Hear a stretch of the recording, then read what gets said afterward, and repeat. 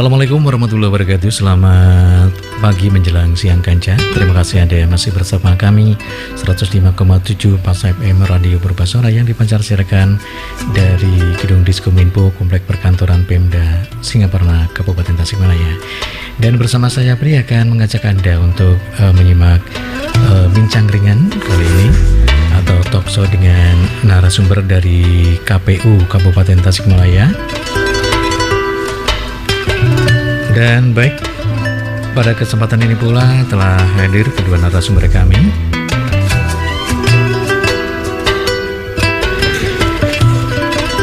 Yakni yang pertama Ibu Dr. Istiana MAG.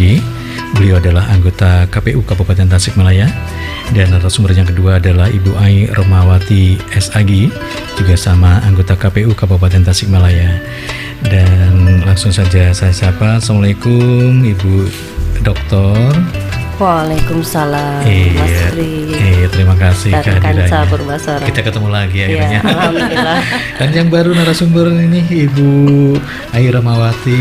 Iya, siang menjelang menjelang siang. Pagi menjelang siang. Iya. Semoga sehat selalu Mas Pri ya. Iya, amin ya. Baik, untuk kesempatan kali ini dengan topik ya mengenai persiapan pemilu dan pemilihan 2024 ya. Dan juga nanti akan dijelaskan pula mengenai dinamika data pemilih. Baik, yang pertama Ibu Dr. Istiana MAG, silakan. Ya, tentu kabar terbaru gitu ya, bagaimana perkembangan kabar tentang pemilu dan pemilihan 2024. Iya, simpang siur dan sekarang sudah mulai ramai di media-media. Iya, di media ramai sekali. Silakan Bu Dokter.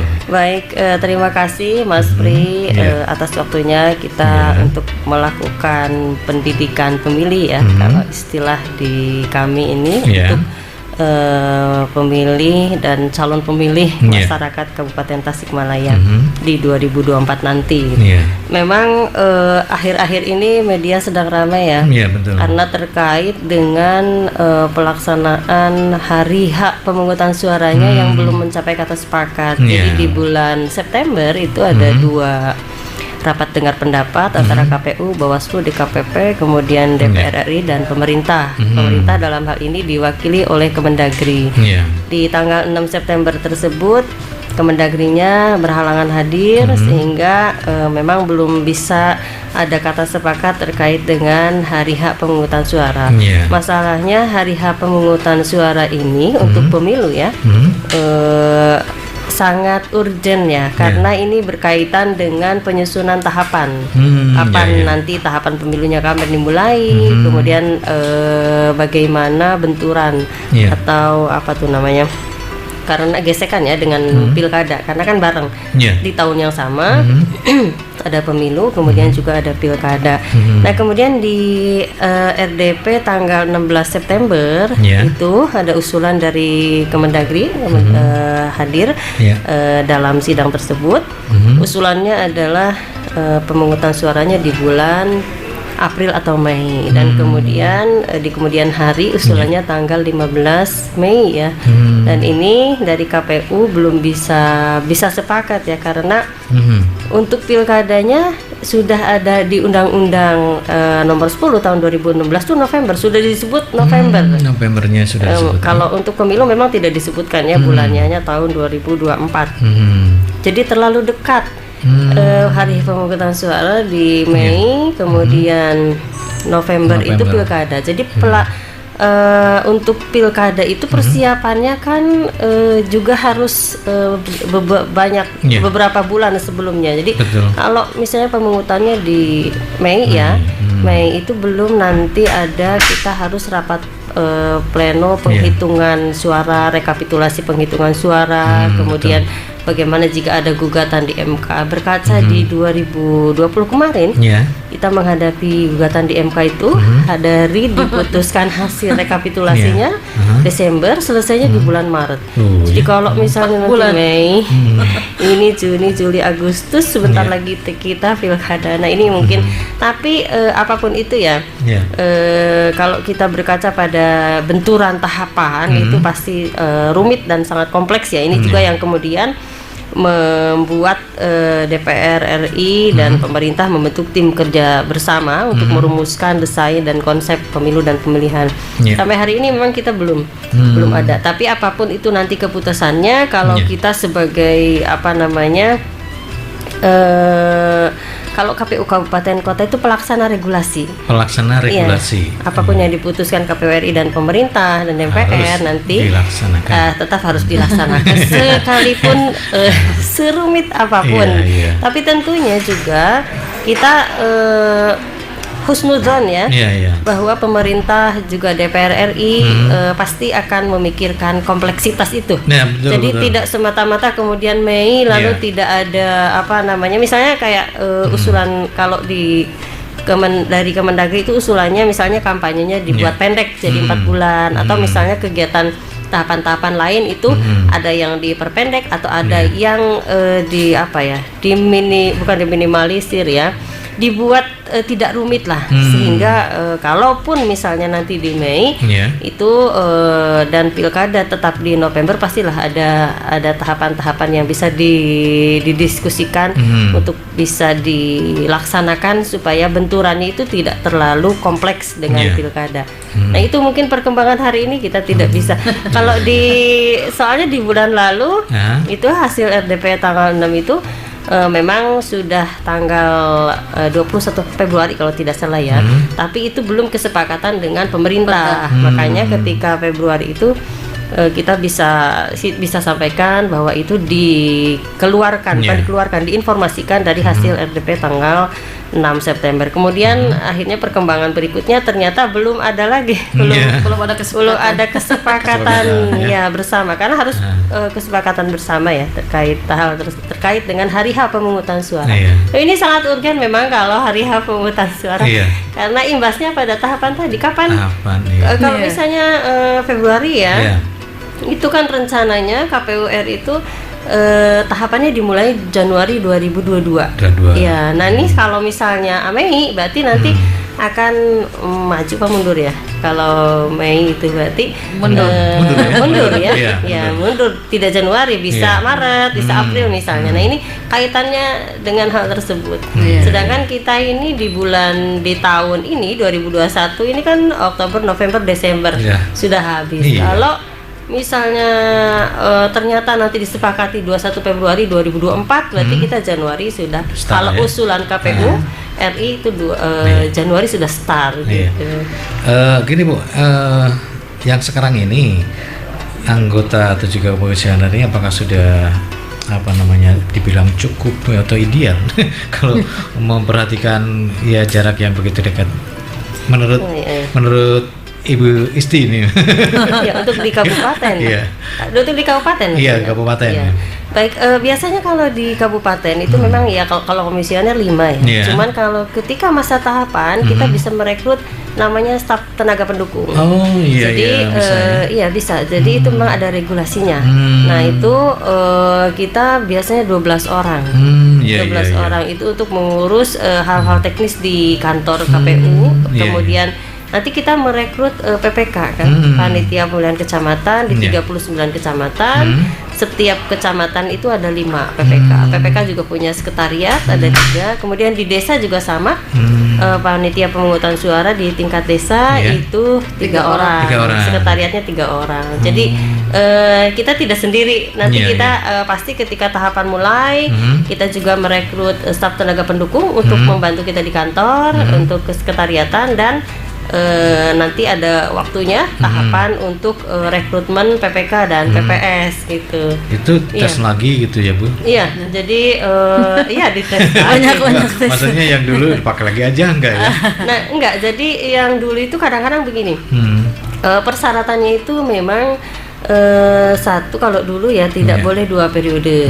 2 periode itu artinya bukan 2 kali ya. Misalnya satu periode itu 2004 sampai 2009, 2014 sampai 2019. Di 2014 itu kan ada pilkada 2015, ada gubernur ya, 2018 ada pileg. Nah ini dihitung satu periode walaupun dia 3 kali. Nah gitu, jadi itu namanya tidak boleh 2 periode. Dan kemudian tidak boleh berafiliasi ke partai politik. Nah makanya kenapa kemudian harus rekrutmen lagi. Nanti syarat ini harus kita cek betul apakah dia ada di sipol atau enggak gitu. Misalnya dia nih harus netral, di 2020 nih dia nggak ada di sipol, dia kemarin bisa ikut PPK, ternyata dia kemudian masuk parpol, parpol untuk nanti mungkin ya ada di partai politik, pasti nanti syarat untuk dia menjadi peserta pemilu 2024 itu kan dia melakukan pendaftaran ya dan melakukan pengisian ya di sipol itu. Nah itu nanti namanya kalau ternyata dia daftar PPK tapi namanya ada di sipol, nah itu kita coret. Jadi demikian, jadi kan dinamis ya, manusia tuh dinamis, hari ini tidak mau masuk parpol, ternyata besoknya ya minggu depannya atau bulan depannya masuk parpol. Nah ini hal-hal meminimalisir hal seperti ini sehingga rekrutmen itu selalu diulang lagi. Biasa itu ada tes CAT ya, yang pertama, kemudian yang kedua nanti ada tes wawancara. Kemudian Bu, apa saja nih yang dilakukan oleh KPU Kabupaten Tasikmalaya menyongsong pemilu dan pemilihan 2024 ini? Dan ada yang mengatakan bahwa jika tidak ada tahapan pemilu atau pemilihan KPU kurang memiliki aktivitas pekerjaan. Nah, gimana nih? Ya ini kita harus menjawab dugaan-dugaan yang ada di masyarakat terkait KPU. Kalau bahasa Sundana teh KPU nanaon wae sih kan ada aya pemilu. Kayak pencoblosan. gawe katanya gitu. Nah, sebetulnya kita banyak sekali kegiatan ya. Kalau untuk hari ini kita menyongsong pemilu 2024 ada yang namanya konsolidasi demokrasi ya. Kalau di selain di divisi data juga nanti ada, kita nyambung ke divisi data. Jadi konsolidasi demokrasi ini adalah melakukan agar masyarakat memiliki habitualisasi ya, kebiasaan untuk berdemokrasi. Kalau salah satunya kita ya kegiatan ini juga didengar oleh masyarakat, bagaimana kemudian menghidupkan budaya demokrasi dan juga masyarakat melek pemilu dan pemilihan. Kemudian kalau di divisi saya kan saya divisi sosialisasi, pendidikan pemilih dan partisipasi masyarakat, juga SDM tadi. Jadi banyak ininya. Jadi kita sosialisasi ya. Kita hari ini namanya pendidikan pemilih. Dalam rangka tadi ya kita membiasakan masyarakat untuk kenal dengan demokrasi, karena bagaimana mungkin dia memilih tapi dia tidak tahu untuk apa kita memilih, kemudian bagaimana cara memilih yang cerdas gitu ya. Banyak program yang kita laksanakan, termasuk webinar, saya lupa ya hitungannya berapa kali. banyak webinar ya, kerjasama juga. Kami juga sudah kerjasama dengan GOW juga untuk peningkatan partisipasi perempuan dalam politik. Karena di Kabupaten Tasikmalaya ini untuk di DPRD ya, DPRD itu perempuannya hanya 8. Idealnya berapa Bu? Kalau diregulasi kan 30% keterwakilan perempuan dalam politik ya. Dan itu regulasi ini sejak 2003 ya kalau tidak salah, terkait dengan affirmative action. Jadi bagaimana agar perempuan bisa sejarah affirmative action ini nanti kita bahas di lain waktu mungkin ya. Tapi itu ada di regulasi. Dan rata-rata memang ketika pencalonan ya, masa pencalonan itu atau pendaftaran partai politik itu syaratnya harus memiliki kepengurusan perempuannya 30%. Di pengurus parpol baru dia lolos kan begitu. Sama kemudian di daftar calon sementara ketika caleg-caleg mendaftar. Jadi dalam satu partai itu wajib 30%-nya perempuan. Di DCS atau DCT, kemudian DCS itu daftar calon sementara, nanti kemudian diplenokan ya menjadi daftar calon tetap. Nah, di daftar calon tetapnya sudah 30%, tetapi calon yang terpilihnya tidak 30%. Nah, ini masalahnya. Nah, ini ada masalah antara ketika rekrutmen calon perempuannya.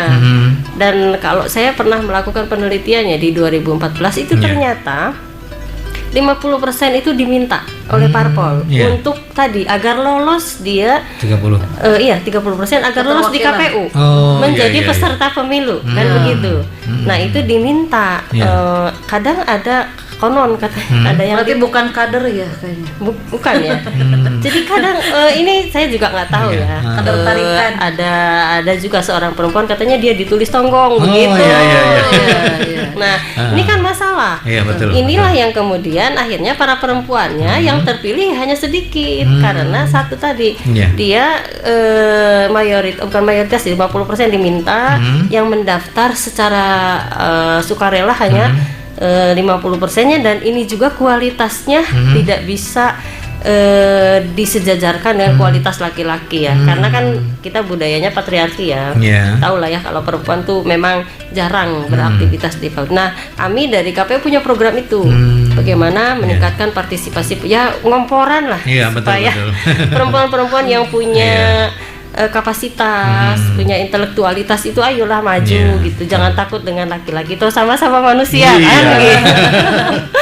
Kira-kira itu. Kemudian juga kita dengan pemilih pemula kemarin waktu bulan September ya, kita sudah MOU dengan kepala cabang dinas dan juga Kemenag, karena yang membawahi sekolah SMA aliyah atau SMK itu kan KCD ya, KCD dan Kemenag. Nanti kita akan ke sekolah-sekolah juga. Tentunya kalau ke sekolah ya sesuai dengan usia ya. Kita akan menyampaikan materi-materi seputar demokrasi dan juga pemilu serta pemilihan disesuaikan dengan usianya. Kemudian untuk yang tadi yang perempuan ya kita sudah ke GOW, kemudian dengan organisasi perempuan, juga beberapa organisasi perempuan. Sesuatu yang belum kita lakukan, kita sebetulnya ingin sekali kerjasama peningkatan kapasitas perempuan di dewan ya. Jadi dengan ibu-ibu yang di DPRD itu sebetulnya cuman sulit ya, mereka mungkin sibuk juga, kitanya belum ada, tapi sudah ada komunikasi 1-2 sebetulnya saya. Jadi bagaimana kemudian mereka juga ikut andil untuk meningkatkan partisipasi perempuan di dewan. Jadi tidak hanya saya sudah duduk di dewan sudah gitu. Soalnya kan di pundak parpol itu harus merekrut kuota 30%. Jadi bagaimana mereka melakukan pengkaderan untuk 2024 lah minimal yang dekat ini, karena kalau bukan perempuan lagi siapa lagi. Nah, itulah beragam kegiatan untuk di divisi saya. Kemudian di divisi hukum juga kita melakukan webinar ya, sharing pengalaman terkait penanganan dugaan kemarin ya, ada dugaan pelanggaran administrasi. Kemudian kita juga kan kalau TASI gitu kan diadukannya di semua lembaga peradilan kemarin itu. Jadi kita digugat di MK, di PT UN, kemudian di Mahkamah Agung, di DKPP. Nah itu nanti divisi hukum itu yang sharing pengalaman dengan bisa juga dengan masyarakat Kabupaten Tasikmalaya. Kalau dengan masyarakat mungkin menyampaikan ya bagaimana bukan sosialisasi juga, informasi saja mungkin, tapi sharing pengalaman dengan kabupaten kota lain. Nah, ini yang masuk ke divisi data, nanti Mbak Ai yang menjelaskan. Kalau saya namanya pendidikan pemilih berkelanjutan, kegiatannya namanya itu beragam webinar, kemudian diskusi, kemudian juga ada yang luring dan daring lah ya, luring dan daring itu termasuk yang hari ini kita lakukan. Ini juga salah satunya. Dan di bulan November insya Allah kita akan ke sekolah-sekolah. Untuk kemudian kita juga masih ada desa peduli pemilu dan pemilihan. Nah ini kita insya Allah masih ada PR, masih banyak kerjaan. Tapi dampaknya seperti apa Bu di saat pandemi sekarang ini dengan tugas-tugas Ibu untuk memberikan pencerahan pendidikan kepada calon pemilih? Kalau yang saya rasakan ketika kita mengisi kegiatan itu memang termotivasi ya. Untuk yang perempuan misalnya termotivasi, ada yang termotivasi dan semangat kalau ketika saya paparkan memang harus, kalau untuk perempuan itu memang harus dibakar semangatnya, dan betul. membakar semangat harus dari sejarah. Iya. Kenapa kita sampai demikian? Kenapa regulasinya harus 30%? Gitu Iya. kan ada sejarahnya ya. Kenapa perempuan harus menduduki parlemen? Gitu Iya. kan. Nah, kemudian kalau untuk yang lain, kita kemarin itu terkait dengan isu agama ya, wacana agama terkait dengan perempuan juga, karena kan kalau di dalam pemahaman keagamaan orang itu kan beda-beda. Jadi ada yang mengatakan perempuan itu di rumah saja, di dapur aja. Ya, itu Dapur juga kasur kita sumur. bahas. Kemudian kita kerjasama dengan Kabupaten Tasik ya, terkait dengan bagaimana membangun nalar kritis pemilih, supaya Kota dia itu Tasik. tidak menjadi pemilih yang pragmatis. Nah, ini juga alhamdulillah ada banyak pertanyaan. Jadi kita lihatnya kan dari pertanyaan yang masuk, kemudian apresiasi ya, itu di Zoom ya. Apresiasi di Zoom. Saya kira lumayan lah memberikan pencerahan untuk masyarakat Kabupaten Tasikmalaya. Jadi ada yang kita lakukan. Memang kita tidak bisa berharap terlalu banyak ya, tetapi minimal ada yang kita lakukan, sedikit atau banyak itu bisa mempengaruhi. Itu kalau di divisi saya. Kalau di divisi data di Ibu Ai itu ada hari ini tuh namanya Data pemilih berkelanjutan. Nah, data pemilih berkelanjutan. Terkait data nanti bisa Ibu Ai yang menjelaskan. Oke. Baik, terima kasih Bu Dr. Ristiana Emagi, anggota KPU Kabupaten Tasikmalaya. Dan nanti sebelum ke Ibu Ai Rahmawati SHG, juga anggota KPU Kabupaten Tasikmalaya, kita simak dulu sebuah lagu yang sudah saya siapkan. Iya, Ya. Oke. siap Mas Boy.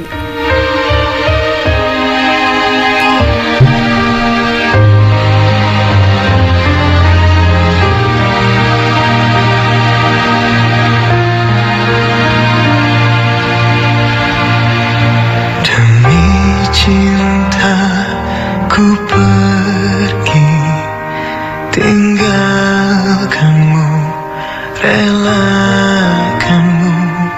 Untuk cinta tak pernah ku sesali. Saat ini ku alami, ku lewati.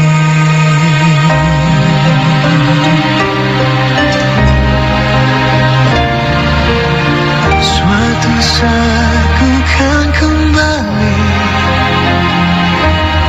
sungguh sebelum aku mati. Dalam mihrab cintaku berdoa, semoga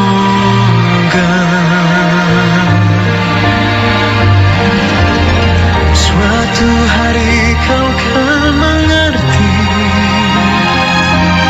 siapa yang paling mencintai. Dalam mihrab cintaku berdoa padanya.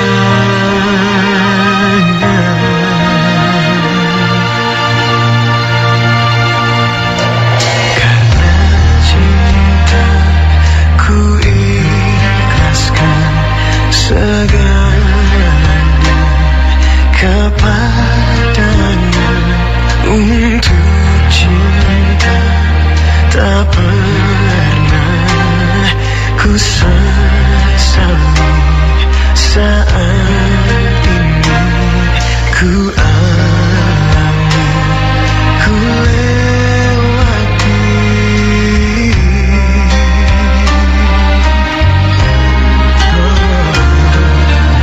Suatu saat ku kan kembali, sungguh sebelum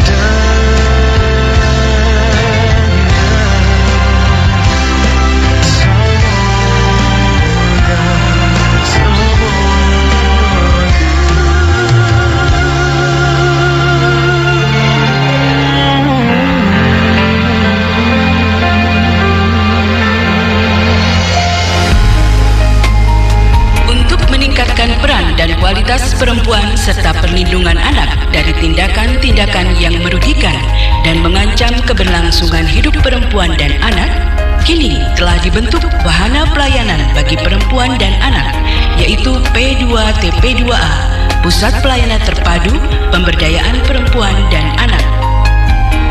P2TP2A Kabupaten Tasikmalaya adalah pusat kegiatan terpadu yang menyediakan pelayanan bagi perempuan dan anak korban kekerasan yang meliputi pelayanan informasi, pelayanan konsultasi psikologis dan hukum, pendampingan dan advokasi, serta pelayanan medis melalui rujukan secara gratis.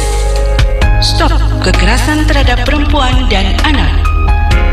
Jika Anda mendengar, melihat, dan bahkan mengalami kekerasan terhadap perempuan dan anak, segera laporkan kepada pihak berwajib atau hubungi call center P2TP2A Kabupaten Tasikmalaya di 0852 2021 5118 atau ke Sekretariat P2TP2A Jalan Sukapura 2 Komplek Perkantoran Bupati Singaparna Kabupaten Tasikmalaya. Sayangilah kaum perempuan dan anak, jangan pernah menyia-nyiakan mereka.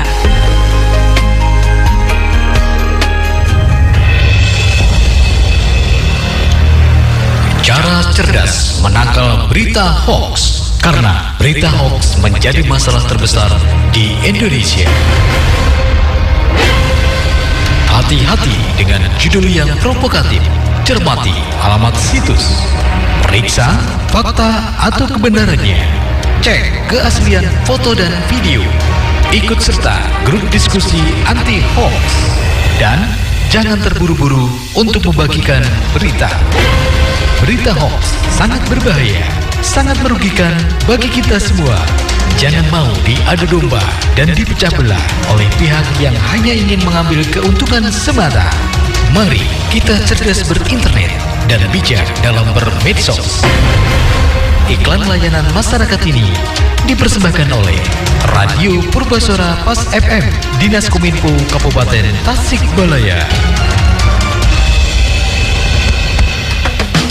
Bareng-bareng nyanyi nah. 1, 2, 3. Jangan buang sampah ke sungai, karena itu bisa bahaya. Jangan buang limbah ke sungai, karena itu bisa membunuh. Assalamualaikum, halo Kacapas, saya Budi Cilok. Simak terus Radio Purbasora 105,7 Pas FM Kabupaten Tasikmalaya. Pas informasinya. Sampah bukan musuh, bukan pula lah setan.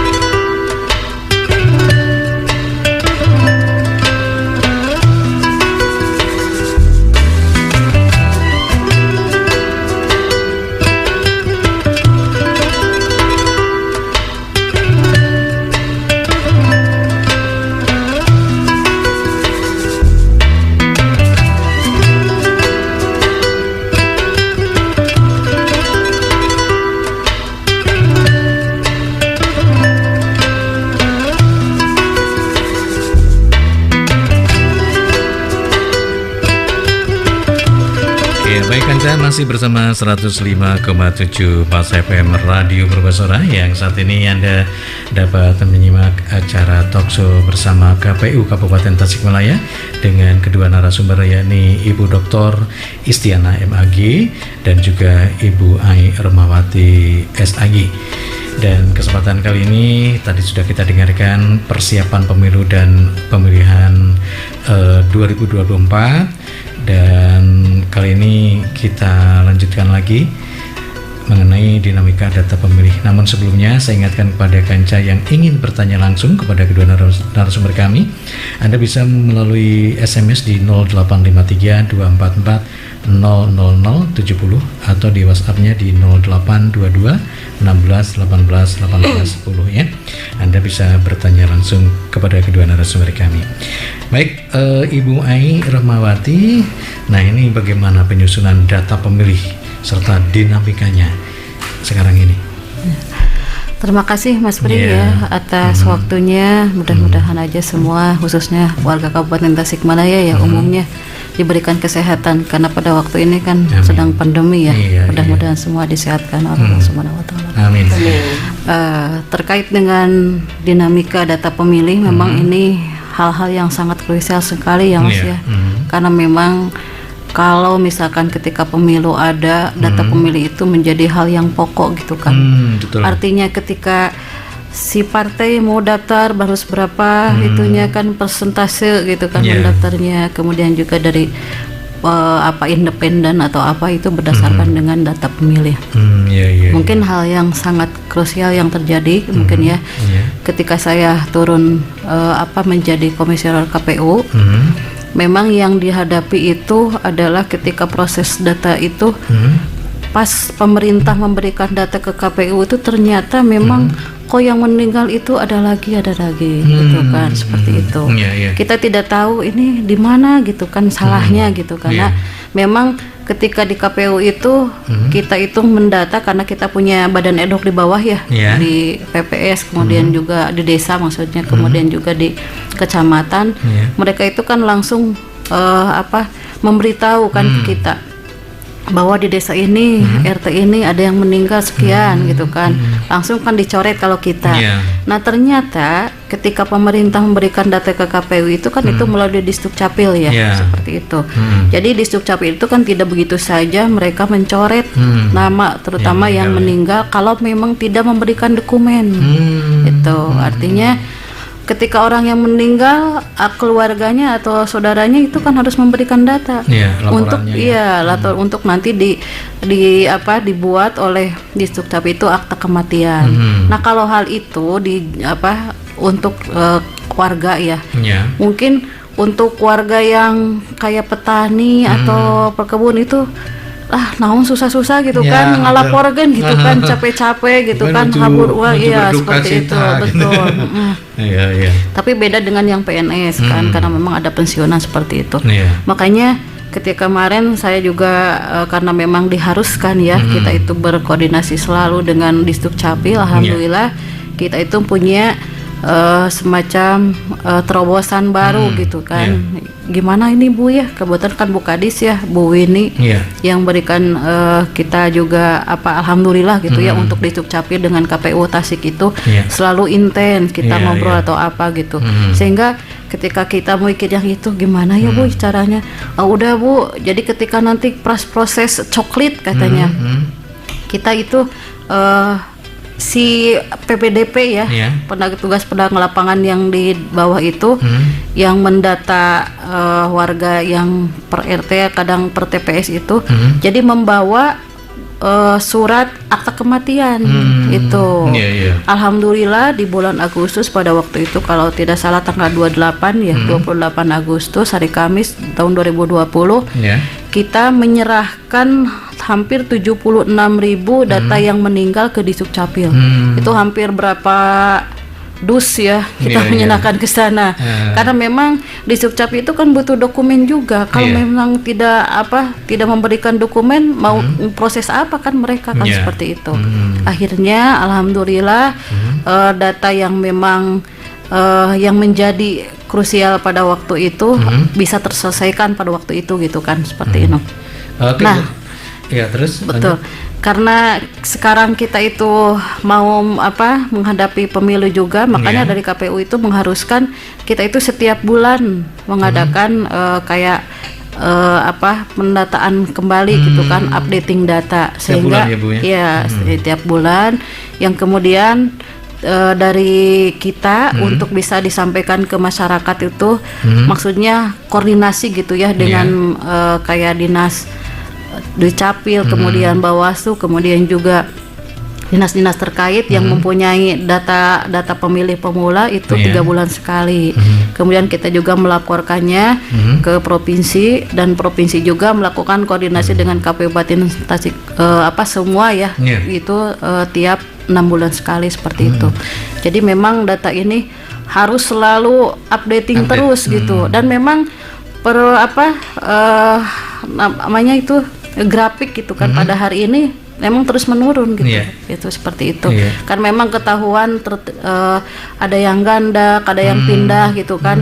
Di sini pindah ke daerah misalkan ke Cianjur, tapi ternyata tidak dilaporkan gitu kan kepindahannya. Kan kemudian pindahannya itu apakah sendiri, apakah sekeluarga, kan seperti itu kan otomatis itu harus dilaporkan seperti itu. Oke Bu, di masa pandemi ini mungkin banyak yang dicoret ya, soalnya banyak yang meninggal begitu ya. Iya, banyak yang meninggal karena memang pada waktu kemarin aja dari mulai antara Agustus September itu ada kurang lebih 161 yang memang menjadi TMS gitu. Ada yang meninggal, ada yang juga yang pindah. Kemudian yang memang kita juga selain bekerja sama dengan Discuk, kita juga kan alhamdulillah gitu kan dari divisinya Bu Isti itu sudah melakukan kerjasama kan dengan dinas gitu kan, dengan Depak, dan kita juga mengikuti Pak, karena kita kan sama satu lembaga gitu. Jadi ketika Bu Isti ada kerjasama atau koordinasi dengan lain, dan kita juga ikut gitu kan, semua divisi itu. Terutama mungkin kalau yang berhubungan dengan dinas itu kan yang berumur 17 tahun, terutama buat pemilih pemula. Iya, karena memang kan usia 17 tahun itu kalau ada hampir 20 ribuan tuh yang memang masuk gitu data untuk pada saat ini. Dan itu juga memang dari data mereka itu artinya ketika Kemenag misalkan menyampaikan data ke kita, kita juga cross check langsung ke Disduk apakah memang data by name address itu sama atau seperti apa gitu kan. Karena memang kita itu tidak begitu saja dari Kemenag itu menyampaikan data ke kita, kita langsung diplot sama kita gitu, bukan seperti itu. Tapi kita juga menyerahkannya ke Disduk. Kalau misalkan Disduk itu belum ada atau apa, atau kita minta untuk dipadankan NIK dan NKK-nya biar sama gitu kan, seperti itu. Karena memang kan data yang paling itu kan adanya di Disduk kan, seperti itu. Itu Pak. Iya. Terus apalagi yang dilakukan oleh KPU tentu saja berkaitan dengan update data gitu ya, pemilih yang nanti menyongsong tahun pemilu 2024. Iya. Selain tadi dengan dinas ya, kita juga kan kerjasama koordinasi juga kan dengan kayak Polres, Polresta kan. Mungkin ada yang bertanya kan polisi itu kan netral kan, seperti itu. Nah itu kita mendata buat mereka yang pensiun. Nah kalau pensiun kan mereka otomatis wajib kan memilih data pemilih kan, seperti itu. Kemudian di TNI juga kan, seperti itu. Polri kan juga memilih. Setelah pensiun menjadi masyarakat harus memilih kan, seperti itu. Kemudian juga kan yang muda-muda masuk jadi Polri tadinya kan memilih, sekarang enggak kan. Nah itu juga jadi memang dinamika di data pemilih itu seperti itu, dan memang harus selalu update tiap bulan itu, karena memang untuk tahu gitu kan persentase yang terjadi pada hari ini apakah berkurang apa bertambah. Kalau misalnya berkurang karena apa, kan memang itu seperti itu. Ada yang meninggal, ada yang pindah, kemudian juga ada yang mempunyai data ganda.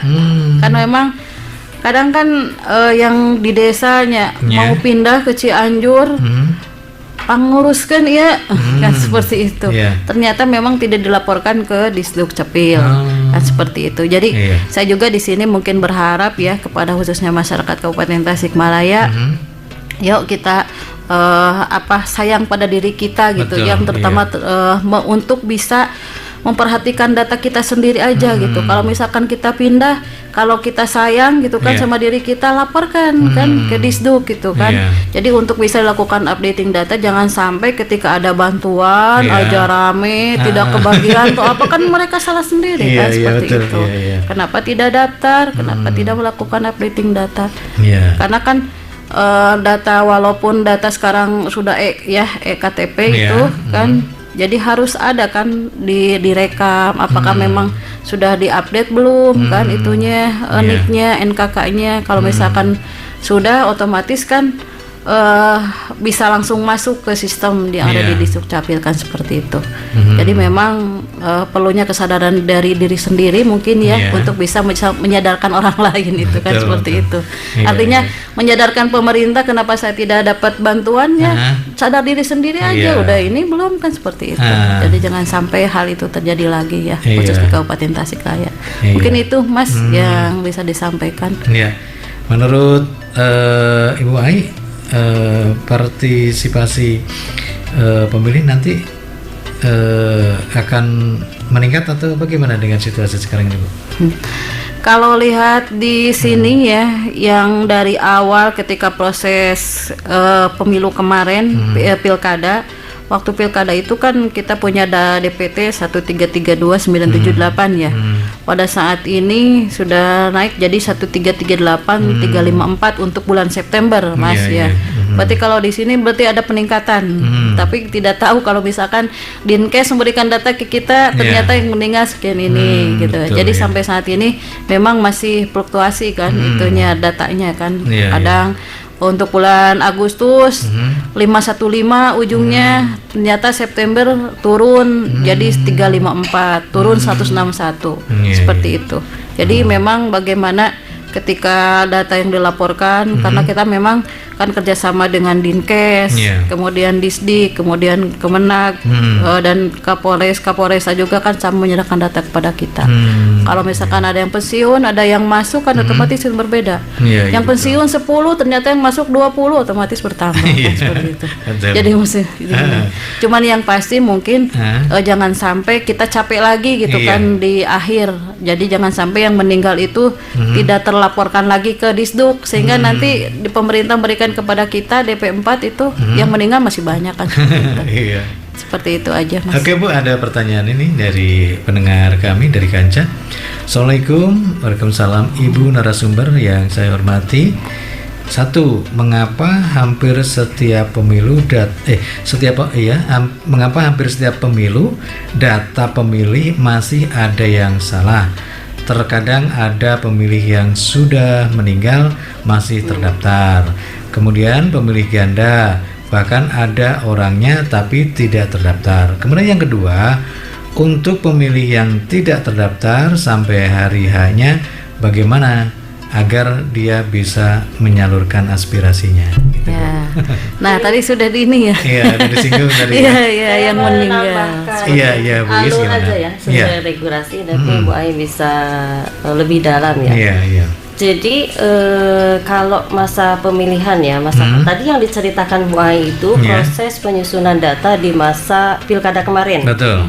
Jadi ketika kita ketika kita dalam tahapan pemilihan atau pemilu, itu untuk menyusun data itu di dalam regulasi itu yang pertama KPU RI menerima DP4, data pemilih potensial dari Kemendagri, dan DP4 diserahkan ke KPU RI. Kemudian DP4 ini otomatis berarti berasal dari tingkat bawahnya, dari provinsi, dari kabupaten kota. Nah, diserahkan ke Kemendagri, diserahkan ke KPU RI, dari KPU RI diturunkan ke kabupaten kota. Nah, DP4 inilah yang kemudian tadi yang kematiannya belum diupdate. Dan selain sinkronisasi DP4, itu juga di dalam regulasi untuk penyusunan data pemilih harus mensinkronkan dengan DPT pemilu sebelumnya. Kalau di pilkada kemarin kita harus sinkronisasi dengan DP4 yang dari Kemendagri tadi, kemudian dengan DPT pemilu 2019. Nah, yang banyak yang meninggal itu dari DP4 ya, karena yang di pemilu 2019 itu sudah bersih. Jadi ketika proses penyusunan data pemilih itu, kita ada namanya tahapan pencocokan dan penelitian, coklit. Yang melakukan coklitnya adalah PPDP, Panitia Pemutakhiran Data Pemilih. Dia turun ke lapangan. Jadi DP4 ini dibawa ke bawah, verifikasi faktual ya, ke rumah-rumah warga. Ini ada nggak sudah meninggal belum gitu, langsung coret kalau KPU. Nah, di pemilu di pilkada kemarin tadi yang disampaikan Bu Ai itu, bagaimana agar yang kita lakukan tahun ini hanya mencoret saja kan kalau KPU tuh, kalau di Disduknya tidak mencoret, yang dicoret hanya di KPU. Karena, nah bagaimana supaya ini tidak muncul di 2024?